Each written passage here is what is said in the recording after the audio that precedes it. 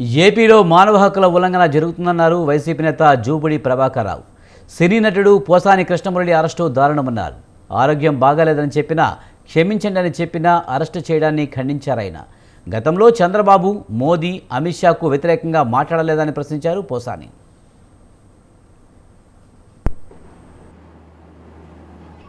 కుయ్యోమర్రో అంటూ నేను ఇంకా రాజకీయాల్లో ఉన్నాను, నాకు ఆరోగ్యం బాగలేదు, ఒకవేళ ఎప్పుడో ఏదన్నా మాట్లాడుంటే క్షమించండి, నేను ఆపరేషన్ చేయించుకొని ఉన్నాను,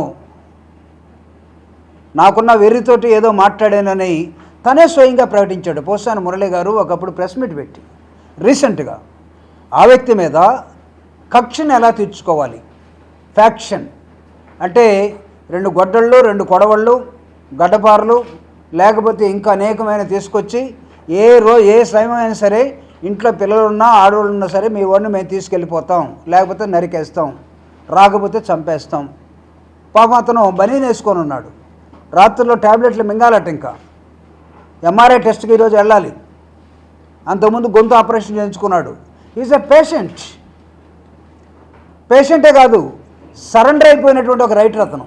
నా మాటలో చెప్పాలంటే ఇవన్నీ కొన్ని తట్టుకోలేక సరెండర్ అయిపోయాడు.